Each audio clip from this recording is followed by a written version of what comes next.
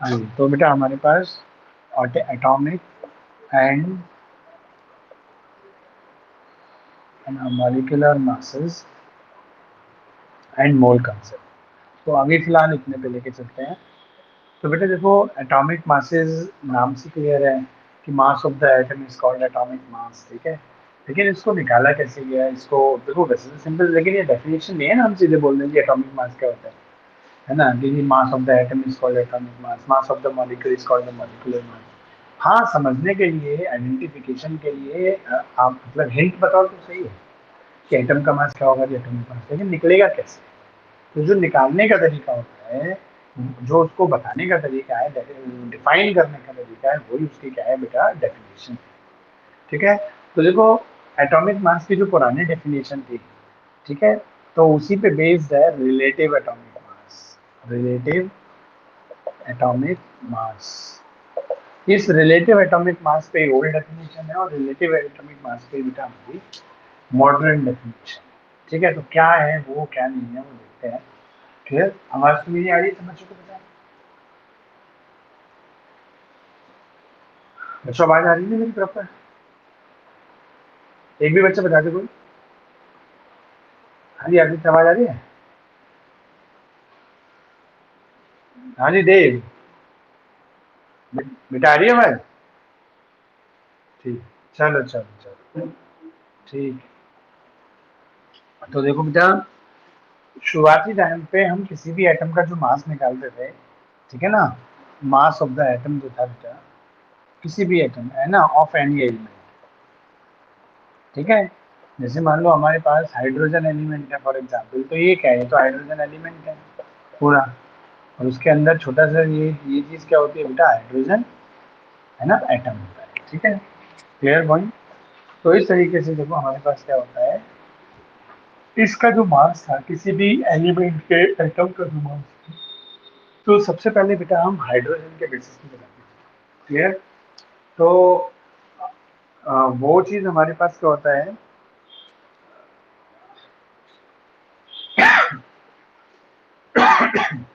तो उसी चीज को बेटा तो रिलेट करके बताना। देखो रिलेटिव एटॉमिक मास से मीनिंग है, चलो ये बाद में लेंगे, रिलेटिव जो शुरुआती तौर से कंसेप्ट थे उसी से स्टार्ट करता हूँ।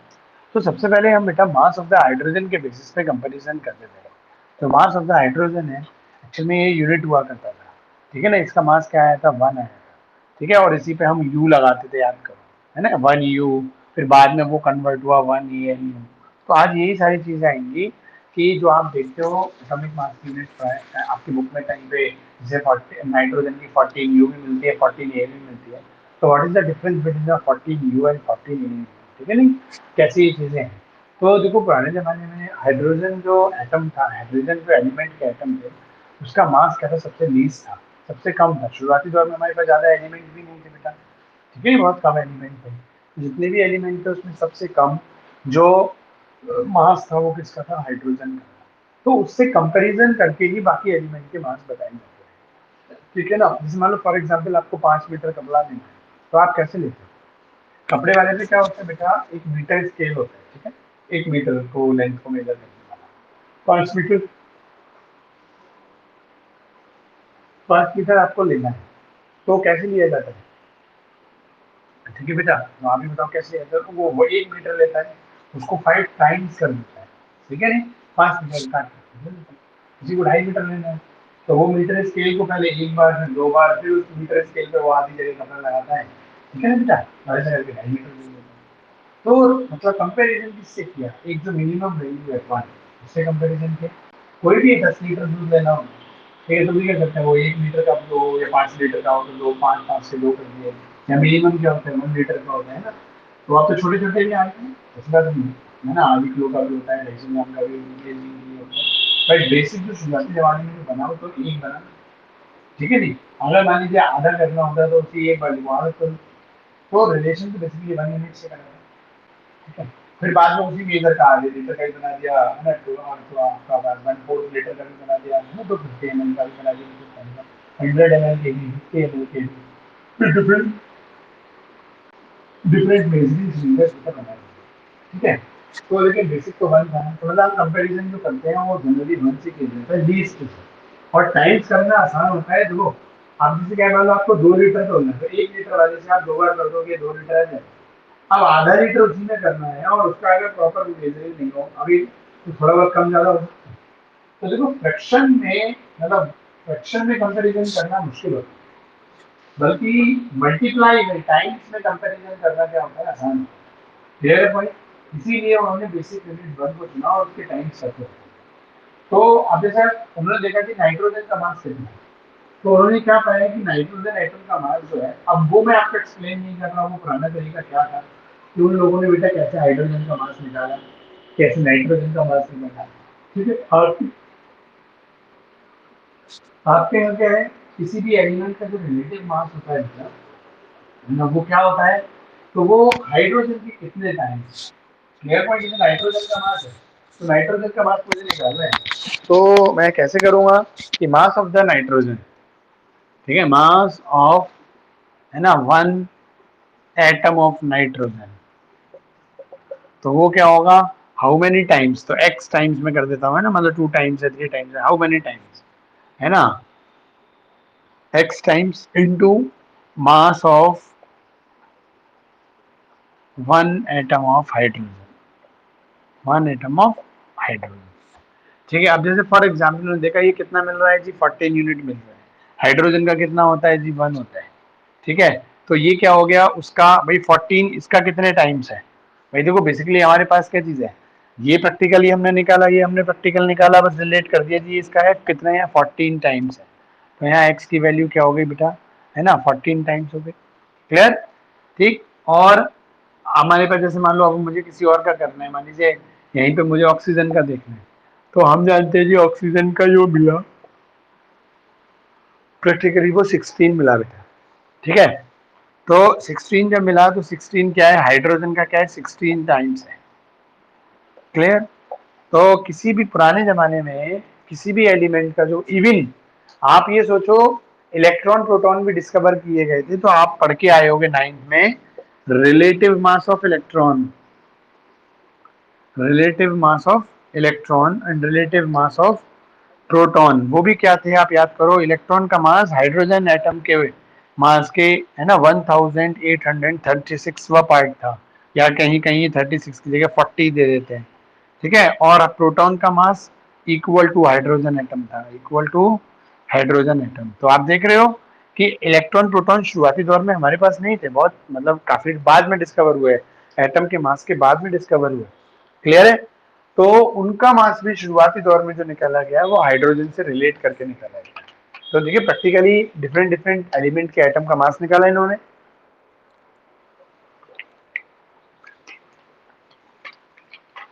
ठीक है बेटा। और उसको रिलेट कर दिया किससे, हाइड्रोजन से। तो जो डिफाइन किया गया मतलब निकाला प्रैक्टिकली, जिस तरीके से हाइड्रोजन को मास निकालने का तरीका था, उसी तरीके से ऑक्सीजन का भी निकाला, नाइट्रोजन का भी निकाला, डिफरेंट डिफरेंट एलिमेंट्स के एटम का मास निकाला जो तरीका था। लेकिन उसको डिफाइन कैसे किया, एक तो होता है ना प्रैक्टिकल करना फिर उसको लिखना, तो उसको जो डिफाइन किया गया वो कैसे किया गया, वो हाइड्रोजन से रिलेट करके किया गया। ठीक है बेटा। तो वही शुरुआती दौर की एडमिशन बनी, वो डेफिनेशन बनी कि mass of any element, any atom of, sorry, mass of atom of any element, है ना, किसी भी एलिमेंट के एटम का जो मास होता है वो हाइड्रोजन के कितने टाइम्स है ना, how many times the mass of the 1 atom of hydrogen. ठीक है बेटा। तो इस तरीके से बेटा हमारे पास ये कंडीशन बनी। अब देखो क्या है, ये जो है जैसे हमारे पास 1 है, तो 1 को क्या बोला जाता है, अब देखो यही चीज कैसे बन गई कि अब देखो हम अगर इसको जाए 14 और 1 को हटा के हमने क्या लिख दिया, 1 का नाम होता है यूनिट, और यूनिट को शॉर्ट में क्या कर दिया गया, 14 U। आगे पॉइंट समझ में क्लियर है।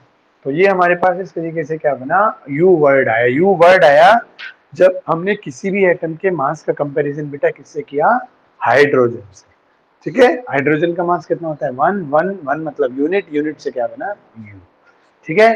तो इस तरीके से ये था। हाँ जी बच्चों बताओ, ये जो हाइड्रोजन से कंपैरिजन करके शुरू में जो डिफरेंट डिफरेंट एलिमेंट के एटम के मास को डिफाइन किया गया।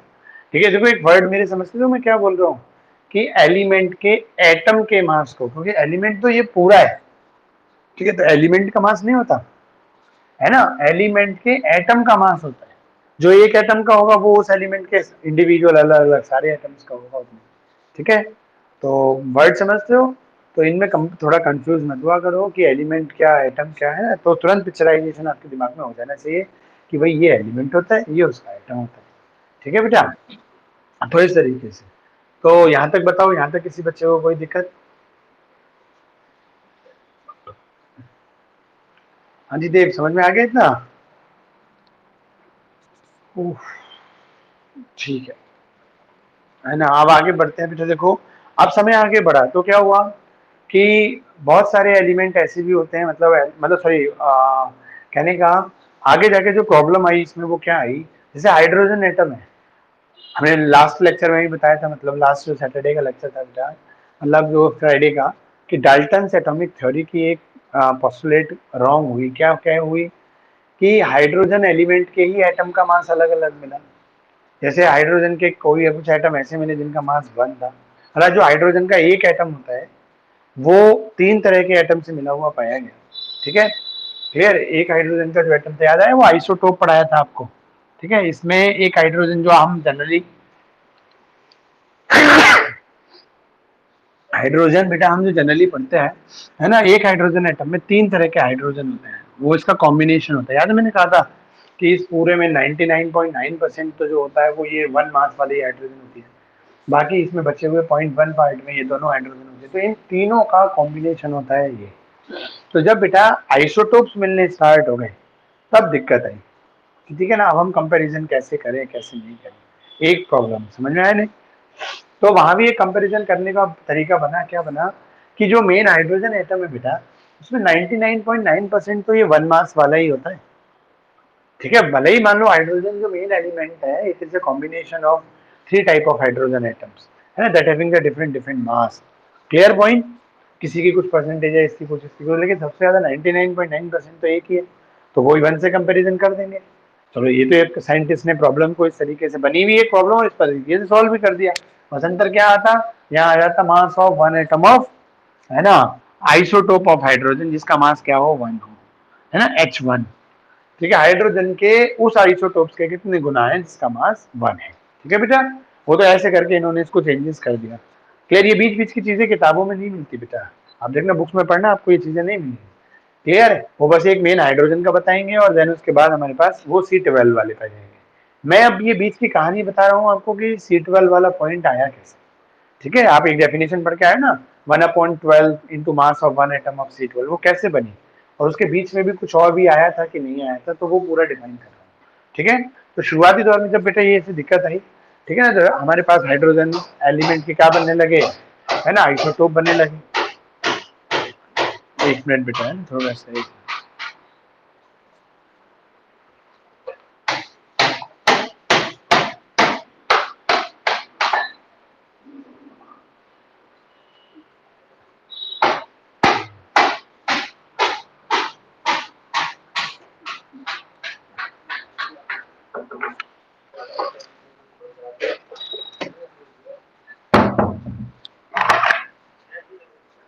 हाँ जी बच्चों, तो थोड़ा सा डिस्टरबेंस होगा, तो अगर मतलब आवाज़ ज़्यादा डिस्टर्ब कर रही है तो मुझे बता देना, है ना, क्योंकि बगल वाली बिल्डिंग में, घर के बगल वाली बिल्डिंग में ढाका पीटी चल रही है, दीवार पे ही है हमारी, तो ज़्यादा इशू तो बता देना, बट मुझे लगता नहीं, मैंने कबाड़े बंद कर दी।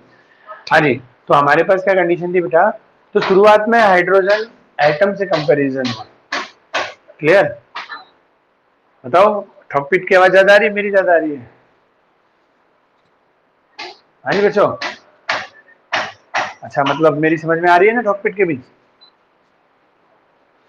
चलो, तो देखो हमारे पास क्या कंडीशन थी, तो शुरुआत में जब आइसोटोप्स आ गए तो इसमें एक दिक्कत आई, लेकिन वो दिक्कत भी इन्होंने दूर कर दी कि हाइड्रोजन का, इस हाइड्रोजन एटम का ये वाला जो आइसोटोप है जिसका मास 1 है, क्लियर, पहले भी तो इसी वजह से कंपैरिजन कर रहे थे कि हाइड्रोजन क्यों लिया, क्योंकि हाइड्रोजन का मास 1 होता है, तो इन तीनों हाइड्रोजन में जिसका मास 1 है उन्होंने वो ले लिया, कि किसी भी एलिमेंट का मास, जैसे नाइट्रोजन का मास है, तो नाइट्रोजन का मास, ये जो हाइड्रोजन का वो आइसोटोप जिसका मास 1 है उसके कितने टाइम्स है ना, उससे कंपैरिजन कर लिया, वो प्रॉब्लम सॉल्व हो गई। लेकिन फिर आगे जाके क्या हुआ, हाइड्रोजन की हर एलिमेंट के साथ मिलके कंपाउंड नहीं मिलते थे। ठीक है, सबसे ज्यादा जो कंपाउंड मिलते थे वो किसके साथ मिलते हैं, या नेचर में कोई भी कंपाउंड होते हैं सबसे ज्यादा मिलने वाले जो कंपाउंड होते हैं वो किसके होते हैं, कार्बन के। ये बात आप बेटा 10th में कार्बन एंड इट्स कंपाउंड आपका एक चैप्टर है, ठीक है, आप उसमें पढ़ के आए हो कि कार्बन में एक तो क्या होता है, लास्ट शेल में 4 होने की वजह से इनमें कैटिनेशन प्रॉपर्टी सबसे ज्यादा होती है, और डिफरेंट डिफरेंट कंपाउंड से मिलने की टेंडेंसी भी इनकी सबसे ज्यादा होती है। और अगर आप बेटा अपनी चारों तरफ निगाह भी डराओ, जैसे फॉर एग्जाम्पल ये मार्कर है, मार्कर में प्लास्टिक है, प्लास्टिक किस है, पॉलीमर, पॉलीमर में क्या होता है, कार्बन। ठीक है, मेरी ये शर्ट है ना, शर्ट में भी क्या होते हैं, पॉलीमर्स होते हैं, थ्रेड्स होते हैं, इन सब में क्या होता है, कार्बन होता है। ठीक है, आप देखो आपका पेन है वो प्लास्टिक का बना हुआ है ना, आपके एटीएम कार्ड्स प्लास्टिक के बने हुए हैं, चारों तरफ आप देखो पॉलीमर इतना ज्यादा फैला हुआ है ना। आपके कपड़े तो मतलब जो चीज बर्न हो जाए, जो भी चीज बर्न हो जाए उन सब में क्या होता है, कार्बन होता है, कार्बन कंटेंट होता है, ये बात आप पढ़ के आए हो। तो हमारे तरफ पाई जाने वाली चीजों में बहुत सारी चीजें, मतलब 95% चीजें ऐसी होती है जिसमें कार्बन, ये नहीं कि हर चीज में कार्बन होता है।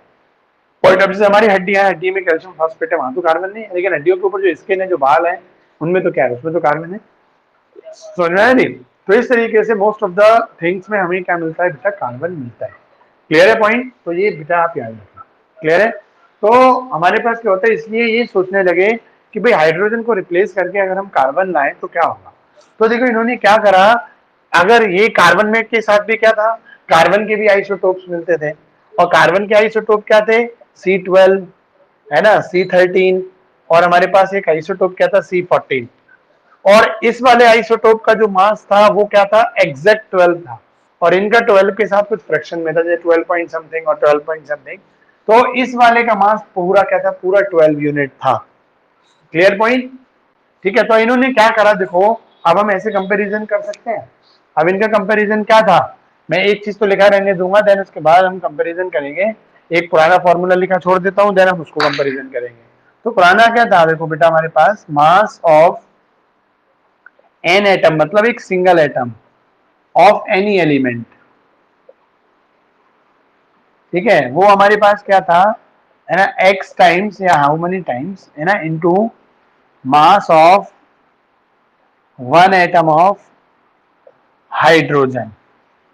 शुरुआती दौर में यही था, वो हाइड्रोजन की जगह फिर बाद में H1 हो गया। ठीक है, हमें नाइट्रोजन का निकालना था, तो नाइट्रोजन का क्या हो गया, 14 टाइम्स हो गया किसके, ठीक है, इनटू इसका क्या होता था 1। तो इस तरीके से क्या बन के आएगा, 14U बन के आएगा। ठीक है, ये चीज हम पढ़ते हैं बेटा। चलो ये तो हो गया ओल्ड कंसेप्ट, मॉडर्न की बात करता है। तो अगर बेटा देखो, मुझे नाइट्रोजन का मास तो बदलेगा नहीं, चाहे ओल्ड तरीका ले लो या वो ले लो, वो तो 14 ही रहेगा। ये जो 1 है, इसको इन्होंने कंपैरिजन कैसे कर दिया बेटा, 1/12 into mass of 1 atom of, है ना, C12। और जो C12 होता है उसके 1 एटम का मास कितना होता है बेटा, एग्जैक्ट 12 होता है। ये मैंने अभी आपको ऊपर बताया, जो C12 का एक एटम होता है इसका मास एग्जैक्ट 12 होता है। तो बेटा 12 है, हमें तो कंपैरिजन तो बेटा 1 से करना है ना, बेसिक पॉइंट तो 1 है। अब 1 कैसे आए, हमें कार्बन भी लाना है एक तो, क्योंकि carbon most of the elements में मिलता है, मतलब कंपाउंड्स में मिलता है नेचर में। अब जो प्लांट है बेटा, है ना, एलिमेंट हो गए, है ना, और आपके पास जितने भी एनिमल्स होते हैं इनकी स्किन होती है, ठीक है, प्लांट्स होते हैं इसमें लीव्स वगैरह, है ना, फ्रूट्स वगैरह, सब में कार्बन मिलता है। ठीक है, तो इस तरीके से बेटा हमारे पास क्या है, कार्बन को तो इंट्रोड्यूस करना था, लेकिन 1 भी रहना चाहिए, तो कैसे बनेगा, है ना, इस अगर 12 को मैं 12 से डिवाइड कर दूं तो ओवरऑल क्या चीज बन के आ गई, ये 1 बन जाएगा। तो देखो इतने हिस्से की वैल्यू भी क्या आ गई, इतने हिस्से की वैल्यू भी 1 ही आ गई। क्लियर, तो मैं हाइड्रोजन की जगह इसको रिप्लेस कर सकता हूँ। तो यही मॉडर्न डेफिनेशन बन गई फिर हमारी, ठीक है नहीं बेटा, कि किसी भी एलिमेंट के एक एटम का मास कार्बन के C12 के 1 एटम के 1/12 के, है ना, यही होता है रिलेट, है ना। मॉडर्न डेफिनेशन क्या है बेटा, कि mass of the element is how many times to the 1/12 of the mass of 1 atom of C12। किसी भी एलिमेंट का मास कार्बन 12 के 1 एटम का 1/12 कर दो, और इसका कितने गुना है, कितने टाइम्स है। जैसे ऑक्सीजन में ये देखो, अब ये चीज क्या बन गई, ये तो 1 बन गई ना, ठीक है, वही हाइड्रोजन के बराबर। हाइड्रोजन का भी वैल्यू क्या आती है 1, H1 की भी वैल्यू क्या थी 1, और कार्बन 12 का 12 था, तो हमने 12 से डिवाइड कर दिया, तो ओवरऑल वैल्यू क्या बन गई बेटा, फिर 1। तो ये और ये कहने का मतलब, ये और ये बेटा एक दूसरे के इक्विवेलेंट हो गए कि नहीं हो गई, मतलब वैल्यू अलग बराबर होगी ना इनकी। तो इसलिए हम इसको इससे रिप्लेस कर सकते हैं। तो यही मॉडर्न डेफिनेशन बन गई। अब आप अपनी बुक्स में देखना या 9th में पढ़ के आए होगे आप लोग ये चीजें बेटा, ठीक है। तो मॉडर्न डेफिनेशन यही होती है कि किसी भी एलिमेंट का मास, ठीक है, कार्बन 12 के एक एटम के 1/12 के कितने टाइम्स है, कि mass of an atom of any element is how many times, ठीक है, to the 1/12 of mass of one atom of C12। Clear है पॉइंट बेटा। और इस चीज को एक नाम दिया गया बेटा, ये जो मैं आप देख रहे हो इसको नाम बोलते हैं हम AMU, atomic mass unit, atomic mass unit. तो एटॉमिक का ए, मास का एम और यूनिट का ए।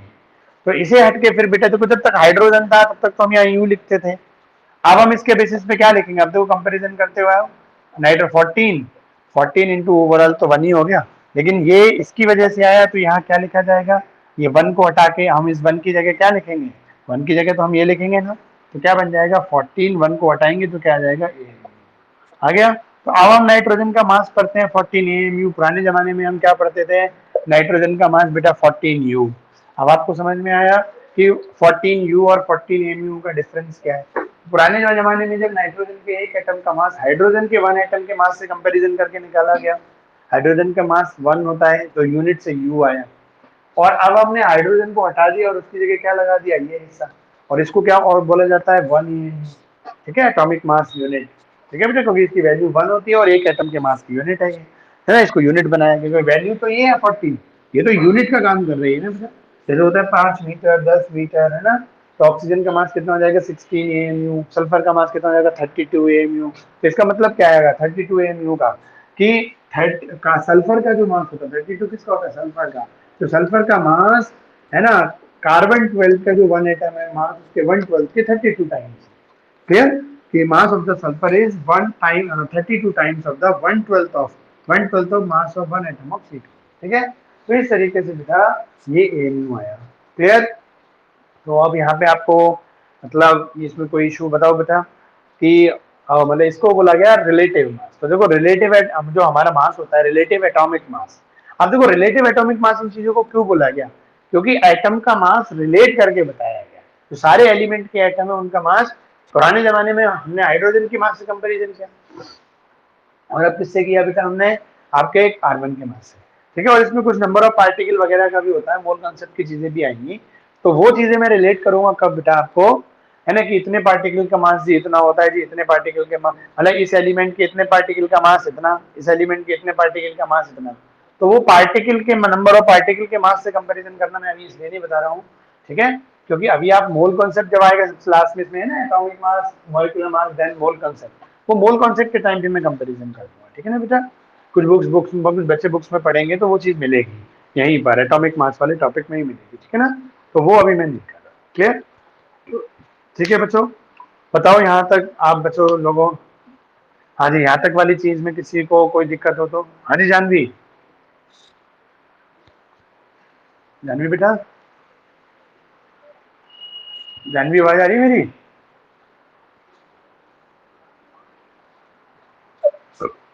जानवी कहाँ गायब हो गई, हाँ जी आ रही है, समझ में आया, हाँ हाँ जी बताओ, ये यू कब आता है और ये एम यू कब आता है किसी भी एलिमेंट के मास में, एटम के मास में, हाँ जी जानवी,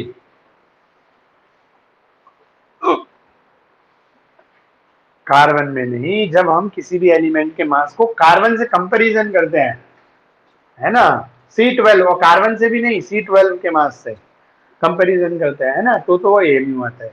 और जब किसी भी एलिमेंट के एटम के मास को हम हाइड्रोजन के एक एटम के मास से कंपैरिजन करते हैं, वहां H1 मत बोलना, H1 तो बीच की स्टेज है, ठीक है, जो ओल्ड डेफिनेशन थी वो हाइड्रोजन पे बनी हुई थी, तो वहां पे क्या रहता है यू आ जाता है। ठीक है, चलो इस तरीके से बेटा हमारे हमारे ये बन के आए। ठीक है, तो ये चीज हुई। इसके बाद देखो आपकी बुक में वही एटॉमिक, देखो आप एटॉमिक मास की डेफिनेशन जो मॉडर्न है वही दे रखी है, ठीक है ना, कि the atomic mass of an atom of an element is the number of times N atom of that element is heavier, इन्होंने ये बोल दिया is heavier than N atom of C12। ठीक है, क्लियर। तो इन्होंने हैवियर वर्ड यूज कर दिया, हमने सीधे सीधे मास को बोल दिया, वही मास से ही तो हम हैवीनेस बताते हैं, वेट से मतलब कहने का। ठीक है ना बेटा, तो वो थोड़ा देखो रिलेट कर लेना इस चीज से, आप थोड़ी सी डिफरेंस मतलब वर्ड्स अलग जा रहे हैं लेकिन मीनिंग सेम है। ठीक है, और इसके बाद एक दे रखी है 1 AMU की डेफिनेशन, कि आपके 9th में भी थी, है ना। तो 1 AMU क्या होता है, it is equal to the 1/12 of the mass of an atom of C12 isotope. ठीक, इसके आगे बढ़े बेटा, देखो तो हमारे पास एक एवरेज एटॉमिक मास होता है। तो देखो एवरेज एटॉमिक मास हम कैसे निकालते हैं, तो उससे पहले चलो एवरेज बताने से पहले सेम इसी तरीके से हमारा मॉलिक्यूलर मास और मतलब वो रिलेटिव मॉलिक्यूलर मास खत्म हो जाएगा। तो एक बार पहले बोल देते हैं, देन एवरेज एटॉमिक मास की तरफ बढ़ेंगे। अच्छा, एक ग्राम एटॉमिक मास भी होता है बेटा। ठीक है, एक तो हो गया रिलेटिव एटॉमिक मास, तो वो हमने रिलेट करके निकाल दिया। एक होता है ग्राम एटॉमिक मास, तो वो क्या होता है, तो किसी भी बेटा एटम का जो मास होता है उसकी यूनिट क्या होती है, AMU। अगर हम AMU ने लेके ग्राम ले लें, क्लियर, तो मतलब एटॉमिक मास इन ग्राम, तो वही चीज हमारा कहने लगता है ग्राम एटॉमिक मास। क्लियर। और देखो अब मुझे यहाँ पे वो मोल कंसेप्ट वाला पॉइंट लाना ही पड़ेगा। ठीक है, वो 9th में याद है, मैं हम और आपके बीच में एक वो भी हो रहा था, यहीं पर काफी टाइम वो बना था कंफ्यूजन वाली चीज। मैंने कहा बेटा ये अभी आप लोग तभी समझ पाओगे जब आप इस चीज को प्रॉपर तरीके से पढ़ोगे। मतलब एक चीज अभी बताता हूँ क्या कंफ्यूजन हुआ था 9th में, मुझे ध्यान है आपके और मेरे बीच में हमारे। जैसे क्या था, हमने इस तरीके से बताया था, याद करो, मास ऑफ, है ना, वन एटम। ठीक है, वन एटम ऑफ कोई भी ले लो, जैसे मान लो वन एटम ऑफ नाइट्रोजन का चल रहा है, तो दैट इज 14, है ना, AMU। और हम कहते थे जी मास ऑफ, हम क्या मतलब बुकी कहती है 6.022 इंटू 10⁻23, जिसको बोलते हैं ना 1 mole atoms of nitrogen, that is 14 gram. Clear. तो पॉइंट आया था सर ये वाली चीज, तो आगे वाला जो पॉइंट है ये 14 कैसे आ जाएगा, ये तो 14 की जब इससे मल्टीप्लाई करेंगे तो वैल्यू तो बदलनी चाहिए, याद आ गया। ठीक है, काफी इस पे वो हुआ, तो मैंने कहा ये आप चीज 11th में देखेंगे ध्यान से। तो अभी भी चलो, आज तो नहीं है, आज तो टाइम नहीं बचा, इस चीज को कल अच्छे से क्लियर करेंगे, लेकिन अभी ग्राम एटॉमिक मास समझ लो। तो बेटा इसको क्या बोलते हैं, 1 मोल, है ना। तो 1 मोल एटम्स का मतलब मास ऑफ 1 मोल एटम्स, ठीक है, ऑफ नाइट्रोजन। क्लियर। तो नाइट्रोजन के 1 मोल एटम्स का जो मास होता है वो ग्राम में रिप्रेजेंट होता है। तो जब हम बेटा एटॉमिक मास को ग्राम में ले लेते हैं ना, atomic mass of any element in gram, that is called gram atomic mass, और जो मोलर मास भी कहलाता है। ठीक है बेटा, वो 1 मोल का मास क्या कहलाता है, मोलर मास। भाई वन, है ना, मास ऑफ 1 मोल को क्या बोलते हैं हम, मोलर मास। ठीक है, तो मोलर मास ऑफ नाइट्रोजन जो हो जाता है वो क्या हो जाता है, 14 ग्राम। आपको याद रहेगा। ठीक है, तो एक चीज ये होती है, तो इसको अब ये वो वाली चीज को कल देखते हैं, क्योंकि मोल कॉन्सेप्ट में जब वो चीजें आएंगी तभी वो क्लियर होगा। चलो अब देखो बेटा, सीधा सीधा सेम ऐसे ही बेटा हमारे पास क्या है, मॉलिक्यूलर मास और ग्राम मॉलिक्यूलर मास। ठीक है, मॉलिक्यूलर मास, और एक टॉपिक है हमारा ग्राम मॉलिक्यूलर मास।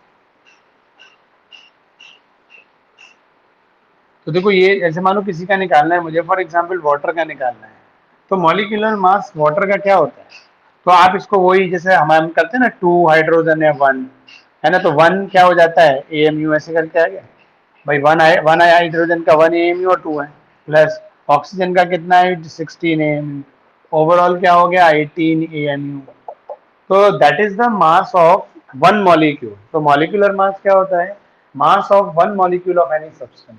और इसका कंपैरिजन अभी भी किससे किया गया है, जो 18 निकल के आया वो AMU है, AMU का मतलब वही आ गया 18 इंटू 1/12 ऑफ, है ना, मास ऑफ, है ना, एन एटम ऑफ C12। एक एन एटम ऑफ C12 का जो एटम है उसका 1/12 करोगे तो ये चीज पूरी बन के क्या आ जाएगी, वही आ गई 1। और इसको हटाएंगे तो क्या कर देंगे हम, ये आगे समझ में। तो बेटा जैसे हमने एटम की जो मॉडर्न डेफिनेशन बताई एटॉमिक मास की, कि किसी भी एलिमेंट के एक एटम का मास जी 1/12 of mass of 1 atom of C12 के कितने टाइम्स है, हाउ मेनी टाइम्स, तो वो हमारा क्या बनता है, ठीक है, एटॉमिक मास बन जाता है। ऐसे मॉलिक्यूलर मास होता है कि किसी भी कोई भी मॉलिक्यूल जिन्हें एटम से मिलकर बना है ना, उन सबके मास को ऐड करो और वो टोटल मास, है ना, इसके कितना टाइम्स है, क्योंकि इसकी वैल्यू तो 1 ही होती है, तो इसके कितने टाइम्स है वो आपका क्या बन जाता है बेटा, आपके पास मॉलिक्यूलर मास, है ना। तो और ग्राम मॉलिक्यूलर मास क्या है, वही सेम चीज, कि मॉलिक्यूलर मास को जैसे हम 18 AMU ना लिख के हम यहाँ क्या लिख दें, 18 ग्राम। और वो 18 ग्राम क्या होगा, ठीक है नहीं, वो मास of 1 mole, mass of 1 mole molecules of H2O। Water के 1 मोल मॉलिक्यूल्स का मास कितना आएगा बेटा? 18 ग्राम आएगा, जिसको हम मोलर मास बोलते हैं।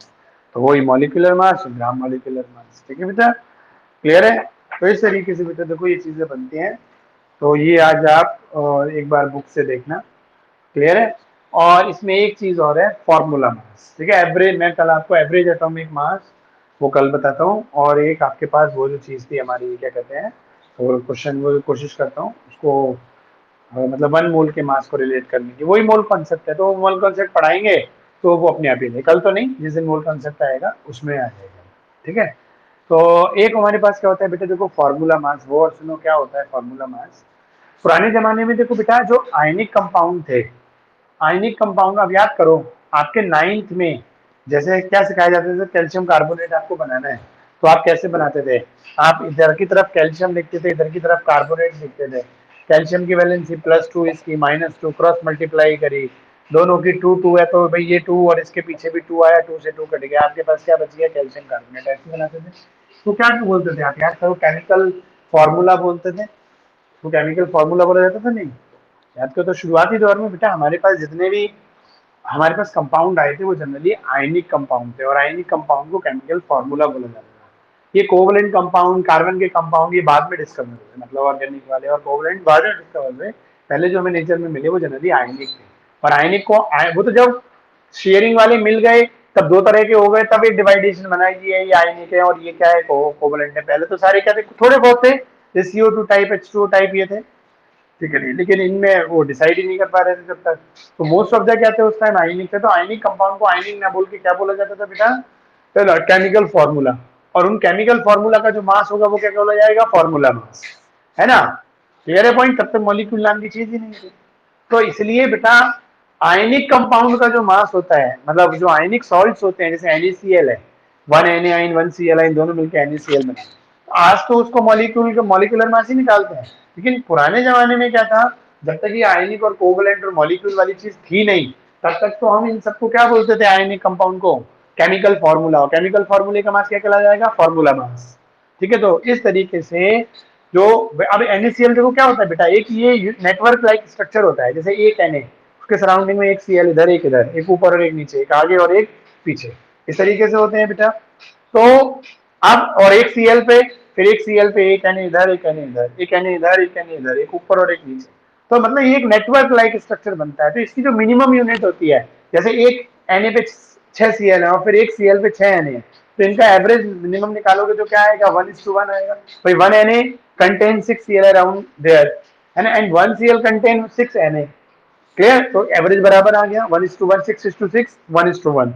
ठीक है, तो वो जो मिनिमम यूनिट होती है उसका जो मास होता है उसको क्या बोलते हैं? Formula mass.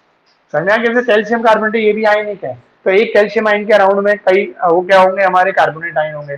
फिर एक कार्बोनेट आयन के सराउंडिंग में कल क्या कई क्या होंगे बेटा? कैल्शियम आयन होंगे। फिर इनका एवरेज निकाला, मतलब वो मिनिमम रेशो। मिनिमम रेशो क्या आया कि 1 कैल्शियम आयन क्या होता है? जैसे 6, देखो एक Na पे 6 Cl है और एक Cl पे 6 Na है, तो ये तो बहुत सारा, मतलब एक नेटवर्क लाइक स्ट्रक्चर है।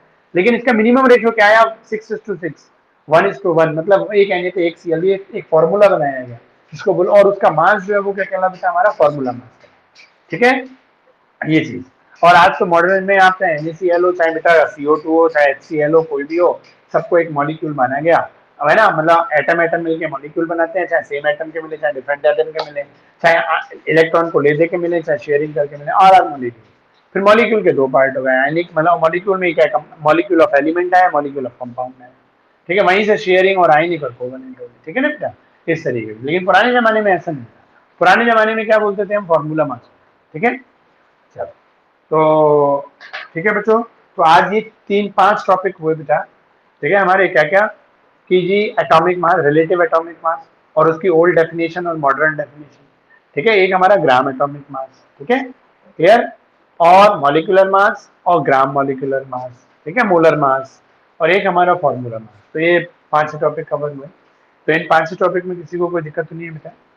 किसी को कोई इश्यू हो तो बताओ।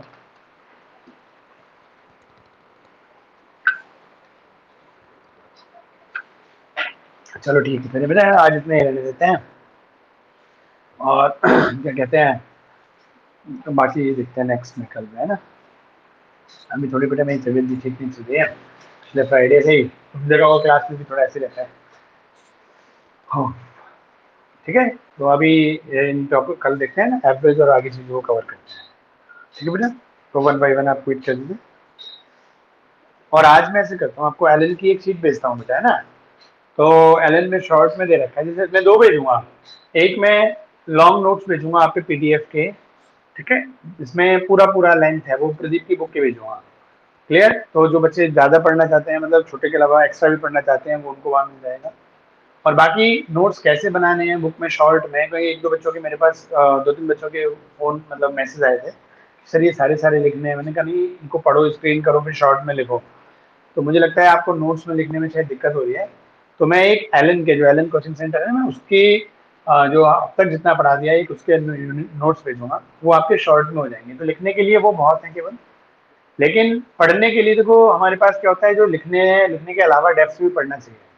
तो मैं दोनों, पिछली बार मैंने वो डेप्थ ही भेजा था, ठीक है ना। और मैंने कहा था आप अपने मन से पढ़ो, उसमें काम का चीज़ निकालो, मैंने क्या पढ़ाया है और उसमें क्या है, स्क्रीन करो, शॉर्ट में लिखो। मुझे लगता है कई बच्चों को दिक्कत हो रही है, ठीक है। तो शॉर्ट में लिखने के लिए वो एलन के भेज दूंगा, ठीक है ना बेटा। बाकी एक दूसरे भी भेजूंगा, तो वो आप पहले भेज चुका हूँ, बचा कुछ आप भेजूंगा, और वो शुरू से भेजूंगा एलन वाला। तो आप वो कर देख लीजिएगा, ठीक है।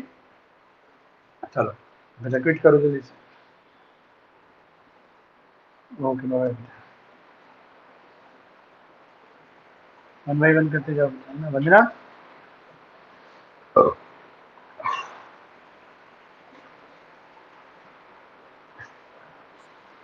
मुस्कान बेटा करो।